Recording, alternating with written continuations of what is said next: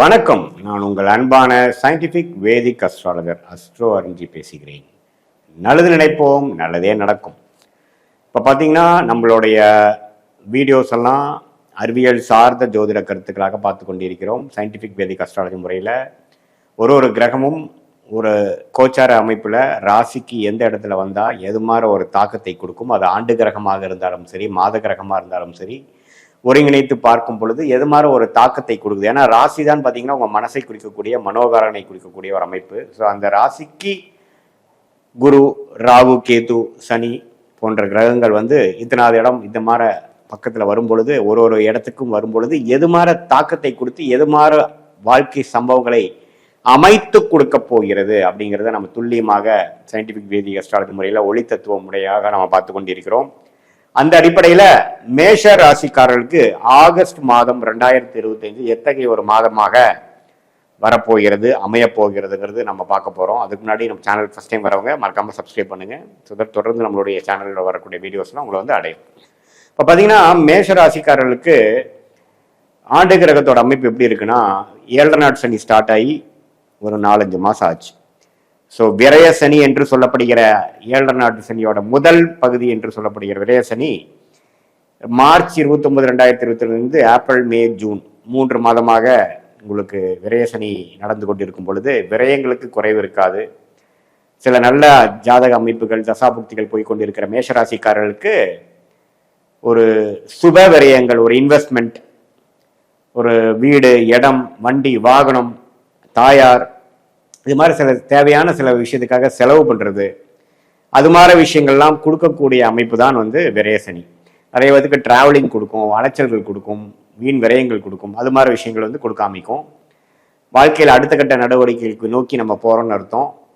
வரக்கூடிய வருமானம் ஒரு பக்கம் போய் செலவுகளாகவும், அது சுப செலவுகளாகவும் இருக்கலாம், தேவையில்லாத செலவுகளாகவும் இருக்கலாம். தசாபுக்திகள் பொறுத்து அப்படி அமையும். அதே சமயத்தில் குரு 3ஆம் இடத்திலிருந்து 7ஆம் இடம் என்று சொல்லப்படுகிற திருமணஸ்தானம், நண்பர்கள் ஸ்தானம், பங்குதாரர் ஸ்தானத்தை பார்க்கிறார். 5ஆம் பார்வையாக பாக்கியஸ்தானத்தை பார்க்கிறார். அதே சமயத்தில் லாபஸ்தானம் என்று சொல்லப்படுகிற 11ஆம் பாவத்தில் இருக்கக்கூடிய ராகுவை பார்க்கிறார். அது ராகு திசை நடக்கக்கூடிய மேஷராசிக்காரருக்கு அற்புதமான பலனை கொடுக்கக்கூடிய அமைப்பு இருக்கு. ராகு புக்தி நடக்கிறவங்களுக்கு நல்லா இருக்கும். அதே சமயத்தில் குரு 3ஆம் இடத்துல இருந்து இது மாதிரி ஒரு அமைப்பு பண்றது நல்ல ஒரு அமைப்பு. ஸோ ஒரு பக்கம் விரயங்கள் இருந்தாலும் ஒரு பக்கம் நல்ல உத்வேகமான ஒரு development, contracts, new businesses, new progress, வாழ்க்கை நல்லா கொஞ்சம் சீரா, ரிலேஷன்ஷிப்பு, எல்லா விஷயமும் நல்லா இருக்கும். திருமண தடைகள் இருக்கிறவங்களுக்கு திருமண தடைகள் நீங்கி திருமணம் அமையும். குழந்தைகளை எதிர்பார்க்குறவங்களுக்கு குழந்தை பேர் கிடைக்கும். இளைய சகோதரர்களுக்குள்ள இருக்கக்கூடிய பிணைகள்லாம் போய் ஓரளவுக்கு நல்லா இருக்கும். முயற்சி அருமையா இருக்கும். அப்பா மூலமா வரக்கூடிய சொத்து, அப்பாவுக்கு ஒரு அனுகூலங்கள், அப்பா பையனுக்கு, அப்பா பொண்ணுக்கு இருக்கக்கூடிய அமைப்புகள் எல்லாமே ஓரளவுக்கு நல்லா இருக்கும். பாக்கியங்கள் அதிகமாகவும், மூத்த சகோதர விஷயங்களும் நல்லா இருக்கும். லாபங்கள் பெறக்கூடிய அமைப்புகளாக இருக்கும். ஸோ ஓரளவுக்கு குருவின் சஞ்சாரம் அருமையாக இருக்கிறது ஆகஸ்ட் மாதம் 2025. ஸோ எந்த விதத்துலையும் ஆண்டு கிரகத்தின் பயிற்சி ஆகஸ்ட் மாதம் இல்லை, அதனால அதுவும் தப்பு இல்லை. ராகு 11ஆம் இடத்திலிருந்து குரு பார்வை பெறுவது அற்புதம். லாபங்கள் வரும். அந்நிய சூழ்நிலையில் இருக்கக்கூடிய அமைப்புகள் நல்ல பலனை கொடுக்கும்.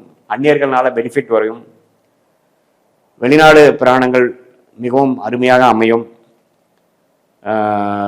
லாபங்கள், இதுவரைக்கும் நீங்கள் சுப முதலீடுகள் செய்ததுக்கு லாபங்கள் பெறக்கூடிய, எடுக்கக்கூடிய அமைப்பு நல்லா வரும்.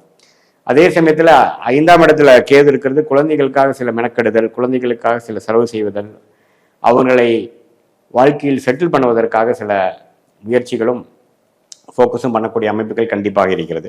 ஸோ மேசராசிக்காரர்களுக்கு ஒரு ஆண்டு கிரகத்தின் சஞ்சாரம் ஓரளவுக்கு நல்லாவே இருக்குது. வாழ்க்கையில் அடுத்தடுத்து உத்வேகத்தோடு முன்னேறுவதற்கும், வாழ்க்கையில் சில விஷயங்கள் சரி பண்ணுவதற்கும், வம்பு வழக்குகள்லாம் ஓரளவுக்கு முடிந்து அது மூலமாக தீர்வு பெறுவதற்கும் அருமையான ஒரு அமைப்பு இருக்குது. கொஞ்சம் டிரான்சிஷனரியான டைம் தான். ஏன்னா 7 நாட் சனி ஸ்டார்ட் ஆயிடுச்சு. சில விஷயங்கள் இப்போ ஸ்டார்ட் ஆகிறது பார்த்தீங்கன்னா, அடுத்து வரக்கூடிய ஜென்மசனி 2027-28 பீக்குக்கு அது வேற மாதிரி மாறி நல்லாவே வாழ்க்கையில் அடுத்த லெவல் ஆஃப் ஸ்டேட்டஸ், அடுத்த லெவல் ஆஃப் ப்ரொஃபைலுக்கு மாறுவதற்கு இப்போ நடக்கக்கூடிய அமைப்பு ஒரு மூல காரணமாக, ஃபவுண்டேஷனாக அமையும். இப்போ மாத கிரகம் என்று சொல்லப்படுகிற ராசி அதிபதி செவ்வாயே பார்த்தீங்கன்னா மாதம் முழுவதுமே 6ஆம் இடத்துல இருக்கார். ஸோ 6ஆம் இடத்துல இருந்து 7ஆம் பார்வையாக, 8ஆம் பார்வையாக ராசியை பார்க்கிறார். அதே சமயத்தில் சனியாலும் கொஞ்சம் பார்க்கப்படுகிறார். ஸோ எப்போ சனியால் பார்க்கப்படுகிற மேஷராசிக்காரர்களோட அதிபதி சனிங்கிறப்போ செவ்வாய்ங்கிறப்போ கொஞ்சம் ஸ்ட்ரெஸ் இருக்க தான் செய்யும். ஏப்ரலில் சில விஷயங்கள் நீங்கள் எதிர்பார்க்குறதுக்கு வந்து தீர்வு கிடைக்காமல், ஒரு ஆன்சர் கிடைக்காமல், மதில் மேலே இருக்கக்கூடிய பூனை போல கொஞ்சம் சில விஷயங்கள் கொஞ்சம் இருக்க தான் செய்யும். முழுமையாக உங்களுக்கு ஆகஸ்ட் மாதக்குள்ள முழுவு அடையாது. ஏன்னா சனியின் பார்வை பெறுகிறார் ராசி அதிபதி செவ்வாய். அது 6ஆம் இடம் என்று சொல்லப்படுகிற வம்பு, வழக்கு, ருணச்சத்ரு விஷயங்கள், உடல் உபாதைகள், கொஞ்சம் குடுக்கல் வாங்கல், அது மாதிரி விஷயத்துல கொஞ்சம் கேர்ஃபுல்லாக இருக்கணும் அப்படிங்கிறது நம்ம தெரிஞ்சுக்கணும். அதே சமயத்தில் சுக்கிரன் சூரியன்லாம் பார்த்தீங்கன்னா ஒரு ஆகஸ்ட் 17 அப்படி தான் சூரியன் பாருங்க 3ஆம் இடத்துலேருந்து 4ஆம் இடத்துக்கு வராரு. ஸோ இடம் சார்ந்த விஷயங்கள், தாயார் சார்ந்த விஷயத்துல ராஜயோகாதிபதி சூரியனே வருவது நல்ல விஷயம். ஸோ ஓரளவுக்கு நல்லா இருக்கு. சுக்கிரனும் பார்த்தீங்கன்னா ஒரு 21ஆம் தேதிக்கு அப்புறம் 4ஆம் இடத்துக்கு வந்து வீடு, இடம், வண்டி, வாகனம், தாயார் போன்ற விஷயத்துல கொஞ்சம் நல்ல பெனிஃபிட்ஸு, கொஞ்சம் ஒரு மாதிரியான பாசிட்டிவான ரிசல்ட்ஸ்லாம் கிடைக்கக்கூடிய அமைப்பு, தொழிலில் கொஞ்சம் மேன்மை அடைகிறதுலாம் பார்த்தீங்கன்னா மாதத்தின் செகண்ட் ஹாஃப் கொஞ்சம் நல்லா இருக்கு. ஸோ அதை நீங்கள் தெரிஞ்சுக்கணும். புதன் பார்த்தீங்கன்னா அப்படியே தான் 4ஆம் இடத்துலேயே அதிகமாக இருக்கிறார். மாதத்தின் இறுதியில தான் பார்த்தீங்கன்னா அவர் வந்து கடைசி நாள் தான் வந்து உங்களுக்கு 5ஆம் இடத்துக்கு போறார். ஸோ சுக்கிரனின் சஞ்சாரம், சூரியனின் சஞ்சாரம், புதனின் சஞ்சாரம் எல்லாமே ஓரளவுக்கு திருப்தியாக இருக்கிறது. ஸோ இது பொதுவாக பார்த்தீங்கன்னா சில விஷயங்களை எதிர்கொள்ளக்கூடிய ஒரு மாதமாகவும், அது செகண்ட் ஹாஃப்ல சில பாசிட்டிவான சில விஷயங்கள் நடக்கிற மாதிரியும், ஃபர்ஸ்ட் ஹாஃப் வந்து கொஞ்சம் கேர்ஃபுல்லாக செலவுகளை கட்டுப்பாட்டுக்கு கொண்டு மாணவர்கள் வந்து கொஞ்சம் கான்சென்ட்ரேஷனில் வந்து கொஞ்சம் அதிகமாக ஈடுபட்டு படிக்க வேண்டிய அமைப்புகள் தேவைப்படும். ஏன்னா உங்களுக்கு வந்து கொஞ்சம் 7 நாட் சனி வரும் பொழுது கொஞ்சம் சில டிஸ்ட்ராக்ஷனு, சில சேஞ்சஸ் இன் யுவர் ப்ரொஃபைல்லாம் கொஞ்சம் வரக்கூடிய அமைப்புகள் ஸ்லோவாக வர ஆரம்பிக்கும்.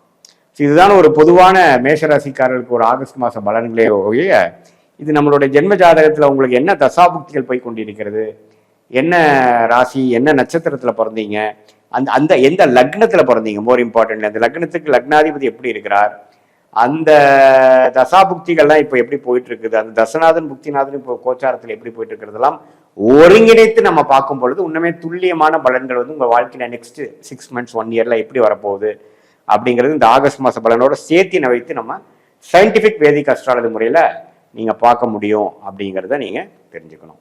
இது வந்து ஒரு பொதுவான மேஷராசிக்காரர்களுக்கு ஆகஸ்ட் மாதம் 2025 இந்த ஆண்டு கிரகம் ஆகிய குரு, சனி, ராகு, கேது, அப்புறம் இந்த மாத கிரகம் ஆகிய செவ்வாய், புதன், சுக்கிரன், சூரியனை வைத்து பார்க்கும் பொழுது எத்தகைய ஒரு தாக்கத்தை, அமைப்பை கொடுக்க போகிறது அப்படிங்கிறத நம்ம வந்து பார்த்தோம். இன்னுமே உங்களோட ஜாதகத்தில் வந்து ஸ்தானபலம், திக்பலம், திருக்பலம் எல்லாம் எப்படி இருக்கு, ஒரு கிரகமும் எந்த அளவுக்கு பலம் வாய்ந்ததாக இருக்கிறது, இப்போ என்ன பார தசாபுக்திகள் போய் கொண்டு இருக்கிறது எல்லாம் ஒருங்கிணைத்து பார்க்கும் பொழுது உங்களுடைய next short term and long term எப்படி இருக்கிறது எடுத்து அது மூலமாக நீங்கள் முடிவுகளை எடுத்து வாழ்க்கை பாதையை அது மூலம் அந்த டைரக்ஷன் நீங்கள் செலுத்தும் பொழுது சமய விரயங்கள், பண விரயங்கள் இல்லாமல் சீக்கிரம் எளிதில் வெற்றி பெற்று வாழ்க்கையில் முன்னேற முடியுங்கிறது நான் சொல்லிக்க விரும்புகிறேன். மீண்டும் மற்றொரு காணொலியில் சந்திப்போம். நன்றி.